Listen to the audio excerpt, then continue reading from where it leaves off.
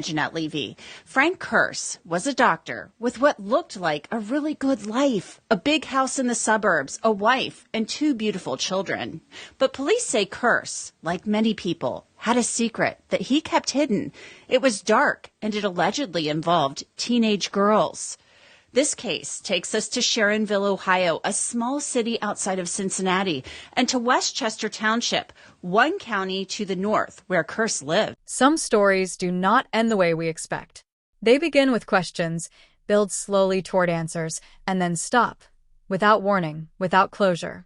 This is one of those stories. He was a doctor, not just any doctor. He worked in the emergency room, one of the most intense, demanding places in all of medicine. People came to him scared, in pain, sometimes fighting for their lives.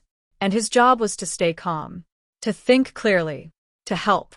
That takes years of training, years of sacrifice. It takes a certain kind of person. From the outside, Francis J. Kearse III looked like that person.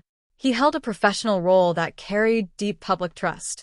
Patients and colleagues saw a trained, experienced physician. Nobody around him seemed to know that, quietly, something else was happening. It started online. Law enforcement agencies regularly monitor certain areas of the internet, not because someone filed a complaint, but because they know that dangerous behavior often hides in digital spaces. They watch. They wait. They look for patterns. In this case, investigators noticed activity that concerned them. Certain online accounts were making contact with what appeared to be minors.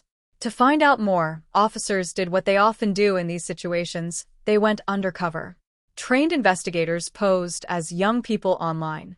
They engaged in conversations. They documented everything carefully, every message, every timestamp, every account detail. Slowly, a clear picture began to form. The next step was connecting that picture to a real person. Using digital tools, things like IP addresses, device tracking, and account verification, investigators traced the activity back to a single source. And that source led them to Kearse. The evidence built quietly.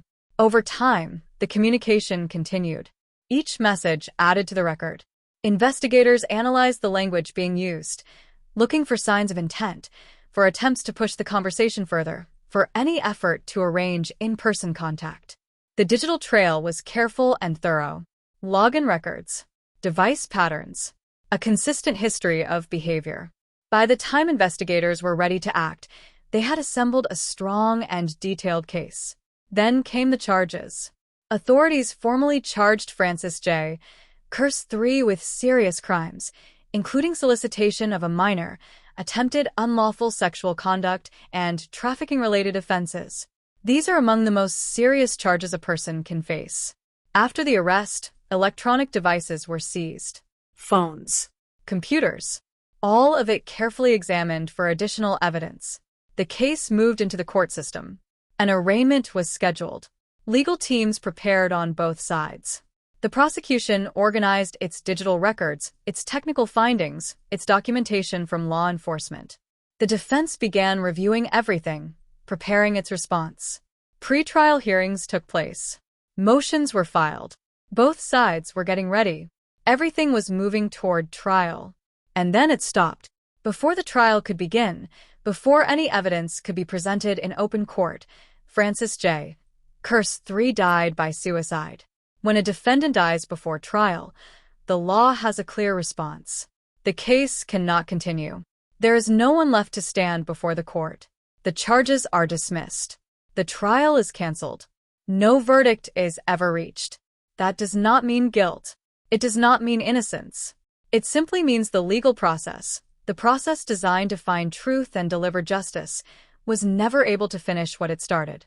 The case was closed. The evidence was never fully heard. The questions were never fully answered.